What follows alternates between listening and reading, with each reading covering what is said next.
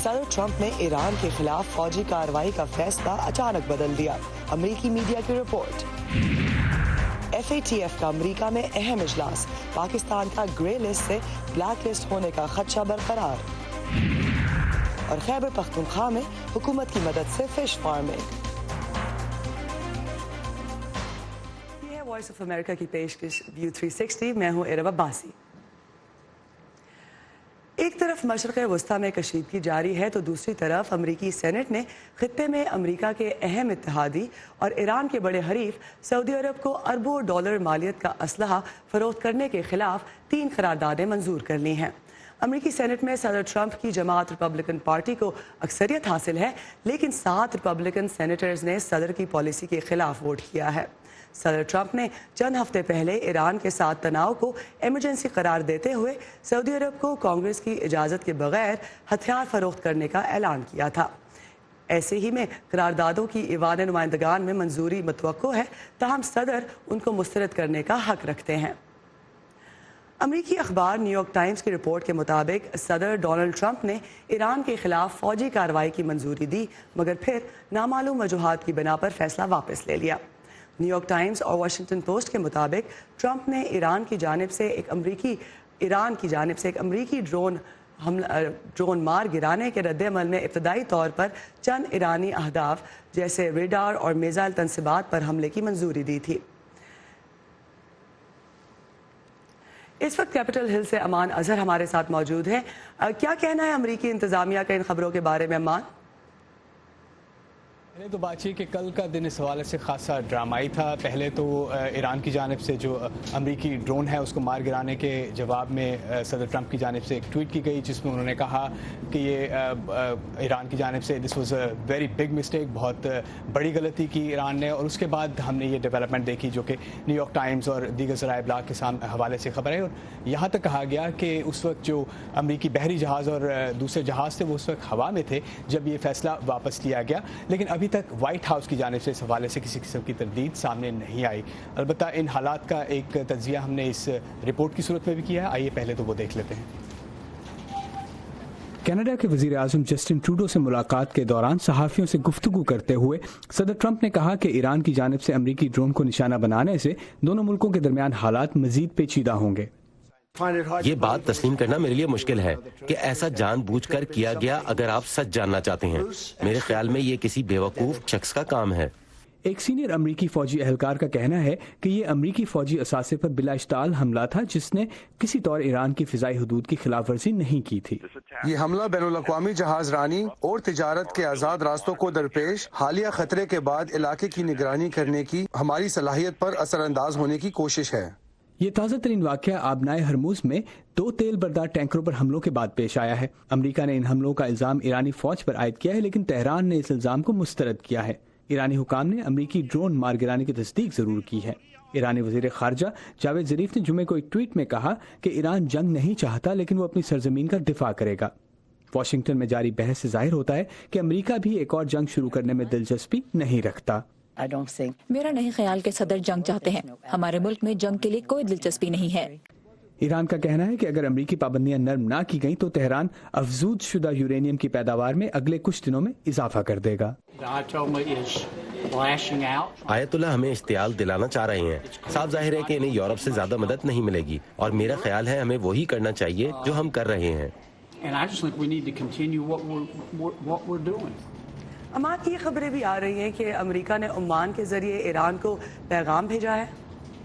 جی، یہ روئٹرز کی خبر ہے جس کے حوالے سے کہا گیا ہے کہ ایرانی حکام نے روئٹرز کو تصدیق کی ہے کہ عمان کے حوالے سے صدر ٹرمپ نے ایک پیغام بھیجا ہے کہ ایران مذاکرات کی میز پر آئے، اور ساتھ یہ دھمکی بھی دی ہے کہ امریکہ ایران کے ساتھ جنگ کے انتہائی قریب ہے، جبکہ ایرانی حکام کی جانب سے عمان پر یہ واضح کیا گیا ہے کہ اگر یہ جنگ ہوئی تو اس کے بین الاقوامی اور خطے کے حوالے سے بہت خطرناک نتائج سامنے آئیں گے۔ کیپٹل ہل سے ہمارا ساتھ دینے کے لیے امان اظہر، بہت بہت شکریہ۔ مشرق وسطی کی صورتحال کا تجزیہ کرنے کے لیے ہمارے ساتھ مشیگن سے موجود ہیں اسکائپ کے ذریعے عالمی سیکیورٹی امور کے ماہر کامران بخاری۔ کامران، ویلکم ٹو دی شو۔ سب سے پہلے یہ بتائیے گا کہ ایران کا ڈرون گرانے کا اقدام ایک بڑا سرپرائز تھا، مگر اب ہم دیکھ رہے ہیں کہ امریکہ بہت محتاط رد عمل دے رہا ہے۔ دونوں ملک کیا پیغام دے رہے ہیں ایک دوسرے کو؟ دیکھیں جب مذاکرات شروع ہوتے ہیں تو اس وقت جو دونوں طرف کی جو قوتیں ہوتی ہیں وہ چاہتی ہیں کہ وہ ریلیٹو اسٹرینتھ سے بات چیت کر سکیں. کوئی بھی ہتھیار ڈال کے تو بات چیت کرنے کے لیے تیار نہیں ہوتا انلیس کہ کسی کو عسکری شکست نہ دی جائے. تو ایسے حالات کے اندر یہ کوئی غیر معمولی بات نہیں ہے کہ انہوں نے جو ہے وہ اپنی طرف سے اینٹی اپ کی ہے ایرانینز نے, اور امریکہ جو ہے جیسے میں نے کل بھی جناب میڈیا کو یہ کہا تھا کہ امریکہ کو یہ ٹریپ میں نہیں پھنسنا چاہیے, کیونکہ اس وقت ایران جو ہے وہ بیٹ کرنے کی کوشش کر رہا ہے امریکہ کو. وہ سمجھتا ہے کہ اگر اس کے ساتھ بات چیت کی جائے تو بھی اس کا جو ہے نا نفع ہے, اور اگر وہ جو ہے کوئی جنگ ہوگی تو بھی اس کا فائدہ ایران کو پہنچے گا. یہ ایرانی کیلکولس ہے. بعض اہم ریپبلکن ارکان جیسے سینیٹر لنزی گراہم کا کہنا ہے کہ ایران کے ساتھ سختی سے نہ نمٹا گیا تو اس سے دوسرے ملکوں کو پیغام ملے گا کہ امریکہ صرف باتیں ہی کرتا ہے. تو امریکہ ایران پر کس حد تک دباؤ ڈالنے کا رسک لے سکتا ہے آپ کے خیال میں؟ جی یہ ایک بڑا نازک بیلنسنگ ایکٹ ہے. میں سمجھتا ہوں کہ سینیٹر نے صحیح کہا ہے, سینیٹر لنزی گراہم نے. میں اتفاق کرتا ہوں کہ اگر اس کا جواب نہ دیا جائے تو بہت بڑی جو ہے مسئلہ کھڑے ہونے کی جو ہے اندیشہ ہے, اور اگر جواب نہ دیا جائے تو ایران کے حوصلے اور بلند ہوں گے اور وہ اگلے اقدام کی طرف بڑھے گا. تو یہ ایک بہت ہی پیچیدہ مسئلہ ہوتا ہے, اور اس وجہ سے مجھے حیرت نہیں ہے کہ وہ بیک چینلز جو ہے وہ حرکت میں ہیں, اور عمان صرف ایک بیک چینل ہے, سوئٹزرلینڈ بھی ایک بیک چینل ہے, پھر ایک بائیلیٹرل بائی چینلز بھی ہوتے ہیں جو کئی سالوں سے جو ہے سرگرم رہتے ہیں. اس قسم کے جو واقعات ہیں ان سے نمٹنے کے لیے ان کو استعمال کیا جاتا ہے. ایران کے پاس آپ کے خیال میں کتنی بڑی امریکی کارروائی کا جواب دینے کی صلاحیت ہے؟ ان کا میں سمجھتا ہوں کیلکولس یہ ہے کہ امریکہ چونکہ جنگ نہیں چاہتا, تو جیسے آپ نے اپنی رپورٹ میں بھی کہا کہ کچھ لمیٹڈ قسم کی ایئر سٹرائکس ہوں گی کچھ تنصیبات کے اوپر, اور وہ میں سمجھتا ہوں کہ ایران ابزارب کرنے کے لیے سمجھتا ہے, ایران کم از کم یہ سمجھتا ہے کہ وہ ابزارب کر لے گا. اور یاد رہے کہ یہ حکومت جو ہے, یہ ریاست ایران کی اس وقت بہت سخت ڈومیسٹک پولیٹیکل اکنامک جو ہے دباؤ میں ہے سینکشنز کی وجہ سے. ان کو اپنے اس ایشو کو ڈیل کرنا ہے, تو اگر وہ جنگ کے ذریعے نیشنلزم کو جو ہے چڑھا سکتے ہیں یا اس کو انلیش کر سکتے ہیں, اور اس عوام کا دھیان جو ہے وہ پولیٹیکل اکنامک سچویشن سے ہٹا کے تو کسی بین الاقوامی ایشو پہ جو ہے لے جا سکتے ہیں, تو یہ ان کے فائدے میں ہے. کم از کم میری یہ ریڈ ہے کہ ایرانی جو ہے حکومت وہ اس طرح سوچ رہی ہے. کامران بخاری آپ ہمارے ساتھ رہیے گا. جیسا کہ ہم جانتے ہیں کہ ایران اور امریکہ کے درمیان جو حملوں کے بیانات چل رہے ہیں اس حوالے سے مصدقہ اطلاعات بھی اس موقع پر ابھی ملنا مشکل ہے. ہمارے ساتھ رہیے گا کامران, آپ سے ہم آگے چل کر پھر بات کریں گے. دہشت گردوں کی مالی مدد اور منی لانڈرنگ روکنے کے لیے پاکستان کیا کر رہا ہے, اس کا جائزہ امریکی ریاست فلوریڈا کے شہر اورلینڈو میں FATF کے اجلاس میں لیا جا رہا ہے. پاکستان تقریباً 1 سال سے FATF کی گرے لسٹ میں ہے اور اس وقت ادارے کے ساتھ طے پانے والے 27 نکاتی ایکشن پلان پر کام کر رہا ہے. اس کے تحت پاکستان نے مالی اور بینکنگ نظام کو مزید محفوظ بنانے کے ساتھ ساتھ کالعدم جماعت الدعوہ اور جیش محمد کے خلاف کریک ڈاؤن بھی کیا. مگر FATF پاکستان کے ساتھ طے کیے گئے ایکشن پلان پر عمل درآمد کے بارے میں عدم اطمینان کا اظہار کرتا آیا ہے. FATF کے لیے آئیے چلتے ہیں ہمارے ساتھی اسد اللہ خان کے پاس جو اس وقت کانفرنس کی کوریج کے لیے اورلینڈو میں موجود ہے. اسد, سب سے پہلے یہ بتائیے کہ اجلاس میں پاکستان کے حوالے سے کیا بات ہوئی ہے؟ اجلاس میں کل پاکستان کا جو کیس پٹ اپ کیا گیا تھا اس کو ریویو کیا گیا ہے. جو پاکستان نے کنڈیشنز جو رکھی گئی تھی 27 جو ایگریڈ کنڈیشنز ہیں اس حوالے سے بات ہو رہی تھی, جس میں سے 17 کنڈیشنز ایسی ہیں جس پہ ابھی تک جو ہے وہ اعتراضات باقی ہیں. اوور آل پاکستان کے فائنینشیل سسٹم کے حوالے سے کنسرنز ہیں, جس میں منی لانڈرنگ اور ٹیرر فائنینسنگ کے حوالے سے جو پیسہ ٹرانسفر ہوتا ہے اس پہ کافی حد تک کنسرنز شو کیے جا رہے ہیں اور ابھی تک وہ برقرار ہیں. 36 ممالک ہیں اس FATF فورس کے جن کی بیسس پہ ڈیسائیڈ ہو سکتا ہے کہ پاکستان گرے لسٹ میں رہے گا, بلیک لسٹ میں جائے گا یا ان دونوں سے باہر آئے گا. اس وقت 3 ملک پاکستان کی سپورٹ میں کل جو ریپورٹڈلی کہا گیا ہے, جس میں ملیشیا, چائنا اور ٹرکی شامل ہیں. پاکستان کو یہ اقدام, یہ 3 ملک جو ہیں وہ کم از کم گرے لسٹ میں تو رکھ سکتے ہیں، بلیک لسٹ میں جانے سے بچا سکتے ہیں، لیکن گرے لسٹ سے نکالنے کے لیے پاکستان کو 15 ملکوں کی سپورٹ چاہیے ہوگی، جو کہ اپیرنٹلی ابھی تک نظر نہیں آئی۔ یہاں پہ سارے ڈیلیگیٹس ہم نے دیکھے، پاکستان کے ڈیلیگیٹس کے بارے میں اب تک جو خبر ہے وہ یہ ہے کہ 2 لوگ شاید مڈل لیول کے سٹاف ممبرز تھے جو یہاں پہ موجود تھے، انہوں نے بھی کل واپس فلائی کر لیا ہے۔ تو ابھی تک کوئی ایسی خبر نہیں ہے جس کی وجہ سے یہ کہا جا سکے کہ آن ورڈ جو اکتوبر 18 کو جو دوبارہ سے میٹنگ ہوگی جو کہ پیرس میں ہوگی، جس میں جو ریویو کیے گئے ہیں ابھی پوائنٹس، ان کا دوبارہ سے جائزہ لیا جائے گا اور اس کی بیس پہ ڈیسائیڈ کیا جائے گا کہ اس کو شاید آگے ایکسٹینڈ کیا جائے، گریڈ لسٹ میں ہی رکھا جائے یا بلیک لسٹ میں ڈالا جائے۔ اپیرنٹلی بلیک لسٹ کے چانسز نہیں ہیں۔ اسد اللہ خالد، یہ بتائیے گا کہ ماضی میں پاکستان سے ان کو ادارے کو کنسرنز رہے کیا ہے بریفلی؟ مینلی ٹیرر فائنینسنگ کے حوالے سے ہے۔ پاکستان میں جو فائنینشیل ریکارڈز ہیں وہ مینٹین نہیں کیے جاتے۔ جو بھی اگر عام شہری جو جاتا ہے ایکسچینج سے، منی ایکسچینج سے کسی بھی قسم کا پیسہ اور جتنی چاہے اماؤنٹ میں ٹرانسفر کر سکتا ہے، اور اس کے علاوہ اس کو وہ شاید ایکسچینج بھی کروا سکتا ہے۔ یہ میجر کنسرنز ہیں اگر ہم ڈومیسٹک اور جو مائکرو لیول پہ اس کو دیکھتے ہیں۔ ادروائز جو ٹرانزیکشنز ہوتی ہیں ان میں لین دین میں جو ہے وہ کلیئرٹی نظر نہیں آتی، اس کو ٹریک نہیں کیا جا سکتا، جس میں ابھی ہم دیکھ رہے ہیں ایمنیسٹی اسکیم بھی اسی لیے لائی گئی کہ گرے اکانومی کا جو سٹرکچر ہے، جو گرے اکانومی ہے، اس کو پراپر ڈاکومنٹڈ اکانومی میں لایا جا سکے۔ اور اس کے علاوہ بھی جس طرح کی ہم دیکھتے ہیں کہ ٹیکسیشن کے حوالے سے بات ہو رہی ہے، ٹیکس نظام میں لانے کا مطلب ہی یہی ہے کہ وہ ساری ڈاکومنٹڈ ٹرانزیکشنز ہوں گی جس کا ٹریک رکھنا آسان ہوگا۔ اور اس کے علاوہ کچھ اسٹرنجنٹ کنڈیشنز ہیں جو کہ بینکنگ نظام کی جانب سے ہم دیکھتے ہیں کہ اسٹیٹ بینک اس وقت امپلیمنٹ کرنے کی پوزیشن میں ہے، اور آنے والے دنوں میں ہم اس کو امپلیمنٹ ہوتا ہوا بھی دیکھیں گے۔ تھینک یو سو مچ اسد اللہ خالد۔ یہ تھے اسد اللہ خالد جو کہ اورلینڈو میں موجود تھے FATF کے اجلاس کی کوریج کے لیے۔ ایک بار پھر ہم چلیں گے آج کے مہمان کامران بخاری کی جانب، جو سیکیورٹی امور کے ماہر ہیں۔ کامران، پاکستان نے دہشت گردی اور منی لانڈرنگ کے خلاف اپنے قوانین کو بین الاقوامی قوانین کے مطابق کرنے کی کوشش کی، تو کیا بلیک لسٹ ہونے کا خطرہ ٹلا ہے؟ میں سمجھتا ہوں کہ معاملہ جو ہے وہ نہ ادھر ہے نہ ادھر ہے۔ وہ جو بلیک لسٹ ہونے کا خدشہ کچھ کئی مہینے پہلے تھا، وہ تو کچھ ٹلتا ہوا نظر آ رہا ہے، لیکن یہ ہے کہ وہ انگریزی میں کہتے ہیں کہ جی we're not out of the woods yet، تو وہ سچویشن برقرار ہے۔ اب دیکھنا یہ ہے کہ پاکستان مزید کیا اقدامات کر سکتا ہے تاکہ بین الاقوامی کمیونٹی کو، عالمی طاقتوں کو باور کرا سکے کہ دیکھیں ہم نے جو FATF کی شرائط تھیں ان پہ ہم پورے اتر رہے ہیں۔ تو اس میں ابھی بڑا کام باقی ہے۔ پھر یہ ہے کہ جو کام کی باریکی ہے، جو کریک ڈاؤن ہے، جو ریشنلائزیشن جس کی ذکر اسد اللہ خالد کر رہے تھے، وہ تو ہے، لیکن اس کے ساتھ ساتھ جو ہے جو نیگیٹو خبریں آتی ہیں پاکستان کی جانب سے وقتاً فوقتاً، وہ اس پورے ایشو کو کلاؤڈ کر دیتی ہیں اور پھر لوگوں کی پرسیپشن کو کلاؤڈ کرتی ہیں، اور اس وجہ سے پاکستان جو ہے وہ اس جو شکنجہ ہے FATF کا، اسے نکل نہیں پا رہا۔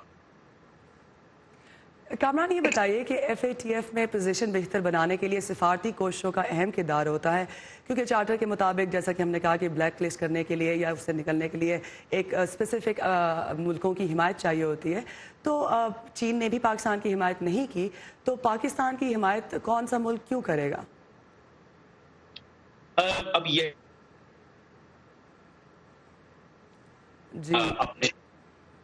یہی سب سے بڑا ایشو ہے پاکستان کے لیے کہ وہ اس سارے ایشو میں اگر چین ساتھ نہیں دے رہا تو پھر باقی دیگر ممالک کے ساتھ کس قسم کی توقعات جو ہے ہم رکھ سکتے ہیں، کیونکہ پاکستان کے کورٹ میں حال ہی میں جو پلوامہ پہ حملہ ہوا، میں سمجھتا ہوں اس نے بہت زیادہ جو ہے پرسیپشن شیپنگ کی ہے۔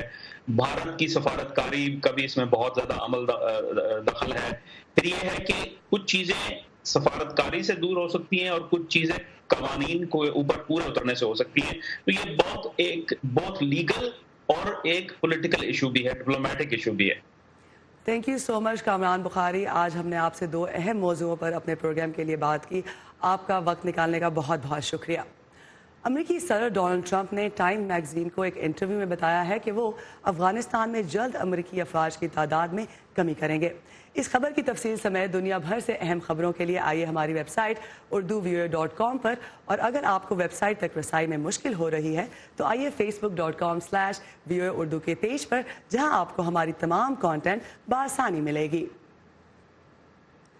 خیبر پختونخوا میں منافع بخش ذرائع آمدن پیدا کرنے کے لیے صوبائی حکومت کسانوں اور زمینداروں کو فش فارمنگ کے لیے فنڈز مہیا کر رہی ہے۔ 2013 میں شروع کیے گئے اس منصوبے سے خیبر پختونخوا میں سالانہ 3000 ٹن سے زیادہ مچھلی پیدا کی جا رہی ہے۔ زمیندار کھیتی باڑی کی بجائے مچھلیوں کی افزائش میں کیوں دلچسپی لے رہے ہیں، بتا رہے ہیں ہمارے ساتھی عمر فاروق۔ انعام الحسن ٹراؤٹ مچھلی کے ایک فارم میں 3 سال سے کام کر رہے ہیں۔ انہوں نے سرکاری طور پر چلائے جانے والے ایک مقامی ادارے سے مچھلیاں پالنے کا کورس کیا ہے۔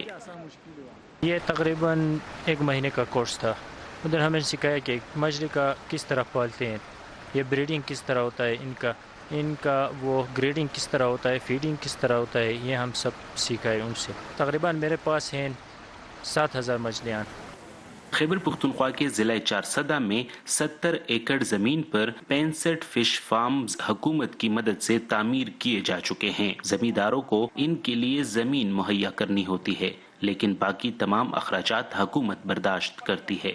ایک اسکیم کا کھدائی کا جو خرچہ تھا وہ تھا 7,29,000 روپے۔ اس کے علاوہ پچ سیٹ کا خرچہ تھا تقریباً 6,000 روپے، پچ سیٹ کا 7,000 اور سائن بورڈ تقریباً 8 لاکھ روپے تک ابھی ہم ڈپارٹمنٹ زمیندار کو۔ چارسدہ کے زمیندار اور فش فارم کے مالک میجر ریٹائرڈ نعیم جان کہتے ہیں کہ انہوں نے کھیتی باڑی کے بجائے فش فارمنگ کا فیصلہ کیا کیونکہ یہ ان کے لیے زیادہ منافع بخش ہے۔ آج کل زمینداری سائڈ جو آپ فارمنگ سائڈ دیکھ لیں وہ بالکل بیٹھ گئی ہے، مطلب ہے نا نگلیکٹڈ ہے، گورنمنٹ کی وجہ سے بھی ہے، مارکیٹ پہ نہیں ہے، اگر اس کے ساتھ اگر ہم کمپیئر کر لیں تو یہ بہتر ہے۔ فش فارمنگ کو فروغ دینے کے باعث پاکستان کے کئی شہروں میں مچھلی کی فی کلو قیمت گائے کے گوشت سے بھی کافی حد تک کم ہو چکی ہے۔ خیبر پختونخوا کے 13 اضلاع میں جاری سرکاری اسکیم کے تحت بنائے گئے فارمز میں 4 قسم کی مچھلیوں کی افزائش کی جا رہی ہے۔ عمر فاروق، وائس آف امریکہ، چارسدہ۔ اور اب چلتے ہیں نیو یارک سٹی، جہاں سیاحوں کے لیے موجود طرح طرح کے تفریح میں ایک نیا اور انوکھا اضافہ ہوا ہے۔ اس گنجان آباد شہر کے قریب پانیوں میں اب ویل مچھلیاں نظر آنے لگی ہیں۔ ماہرین کا کہنا ہے کہ یہ حوصلہ افزا ہے کیونکہ اس سے ظاہر ہوتا ہے کہ پانی کی آلودگی کم ہو رہی ہے۔ چلتے ہیں مینہٹن ویل واچنگ کے لیے۔ نیو یارک کی اونچی عمارتیں اور عمدہ ویل مچھلیاں ہیں تو ایک دوسرے سے بالکل مختلف، لیکن اب مینہٹن میں ان کی موجودگی ایک حقیقت ہے۔ سائنسدان کہتے ہیں کہ سمندر کے پانی کا معیار بہتر ہونے کی وجہ سے ویلز مچھلیوں کا تقریباً 1 صدی کے بعد نیو یارک ہاربر کے قریب تیرنا ایک اچھی علامت ہے۔ کچھ سالوں سے یہ پھر یہاں آ رہی ہیں، جو سیاسی اور مقامی لوگوں کے لیے دلچسپی کا باعث ہیں۔ پال سائسوردہ رضاکاروں پر مشتمل ادارے گوتم ویل کے بانی ہیں۔ یہ گروپ ویل مچھلیوں سے متعلق معلومات اکٹھی کر کے سائنسدانوں کو دیتے ہیں۔ ہم یہ شہریوں سے کراتے ہیں، وہ کوئی بھی ہو سکتا ہے۔ کوئی اگر چہل قدمی کے لیے آیا ہو اور اسے کوئی ویل نظر آئی ہو اور اگر اس نے تصویر لی ہے تو ہم اسے اپنے ڈیٹا بیس میں شامل کر لیتے ہیں۔ سائنسدان اس معلومات کا سہارا لے کر ویلز کی حرکات و سکنات کا جائزہ لیتے ہیں اور یہ یقینی بناتے ہیں جب ویلز زیادہ حرکت میں ہو تو کشتیاں اور جہاز بندرگاہ کے نزدیک رفتار کم رکھیں۔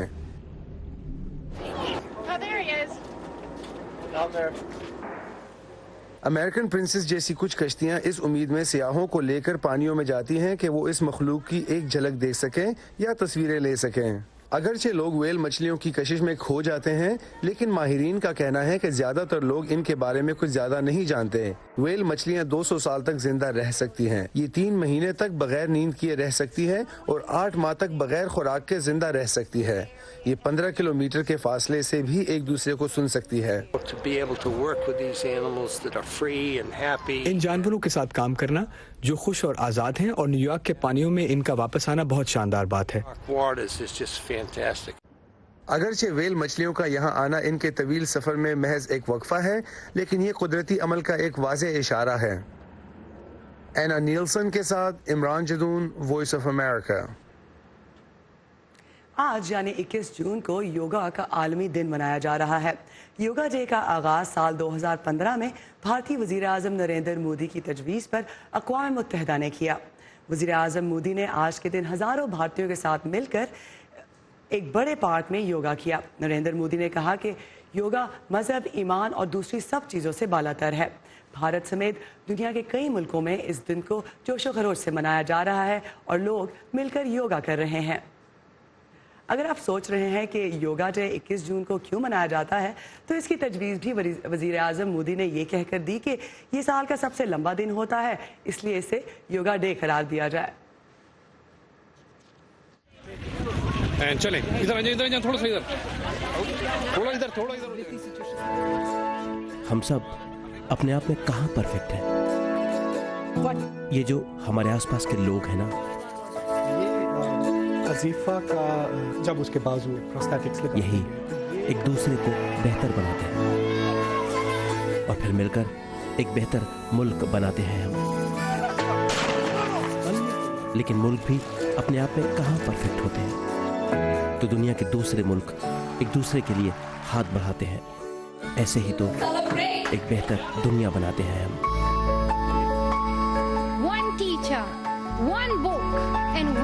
اور دنیا میں کہاں کیا ہو رہا ہے، ہندوستان اور پاکستان اسی لیے تو دکھاتے ہیں۔ نئے وزیر اعظم عمران خان نے اس ایگزیبیشن کے ڈیزائنر ڈونلڈ ٹرمپ کی حمایت کا ورنہ اعلان کیا۔ اپنے آپ میں ہم سب کہاں پرفیکٹ ہیں؟ یہ میں ہوں آپ کا میزبان خالد حمید، ویو 360 صرف آج نیوز پر۔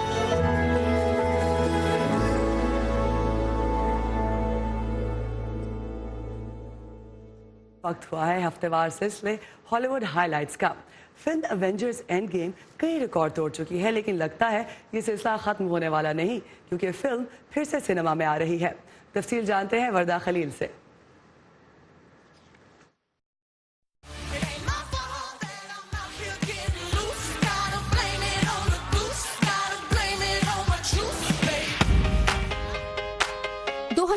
کے M T V movie and T V awards میں ایونجرز اینڈ گیم نے دوسری نامزدگیوں کو پیچھے چھوڑ دیا اور بہترین فلم، بہترین اداکاری اور بہترین ویلن کے ایوارڈز اپنے نام کر لیے۔ فلم کیپٹن مارول کو بیسٹ فائٹ سین کا ایوارڈ ملا۔ اس موقع پر کیپٹن مارول کا کردار کرنے والی بری لارسن سٹیج پر ایوارڈز لینے آئیں تو اپنے سٹنٹ ڈبلز کو بھی ساتھ لائیں اور اپنا ایوارڈ انڈسٹری کے سٹنٹ آرٹسٹوں کے نام کیا، جن کے بغیر ایکشن فلمز کا تصور ممکن نہیں۔ These are the women that trained me and were also the stunt doubles for Captain Marvel.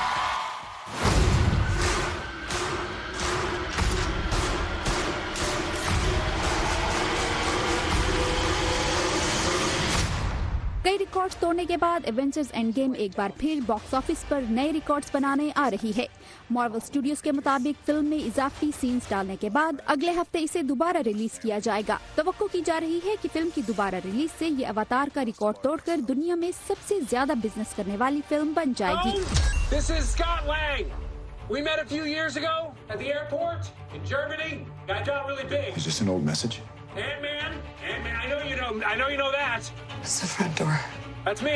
You are somebody that we don't know, but you're coming at my friends like a missile. Are you mad? Taylor Swift کے نئے گانے کا نام تو ہے you need to calm down, لیکن اس کی میوزک ویڈیو نے ہلچل مچا دی ہے۔ ٹیلر سوئفٹ نے یہ گانا ہم جنس پرستوں کے نام کیا ہے، جسے ناقدین ٹیلر کی جانب سے ایک سیاسی نوعیت کا قدم قرار دے رہے ہیں۔ گانے کی ویڈیو میں ایلن ڈی جینیرس اور پاکستانی نژاد برطانوی فیشن ڈیزائنر ٹین فرانس سمیت کئی ایسے نامور لوگ نظر آتے ہیں جو ہم جنس پرست ہیں۔ گانے کے اختتام میں ٹیلر سوئفٹ نے کیٹی پیری کو متعارف کروا کر برسوں سے جاری ان کے درمیان تنازع کا کھلے عام خاتمہ بھی کر دیا ہے۔ وردہ خلیل، وائس آف امریکہ، واشنگٹن۔ یہ تھا آج کا ویو 360۔ فیڈ بیک کے لیے آئیے facebook.com/VOA اردو کے پیج پر۔ تازہ ترین خبروں کے لیے آئیے ہماری ویب سائٹ urduvoa.com پر۔ اسی کے ساتھ ارم عباسی کو دیجیے اجازت۔ Have a great weekend.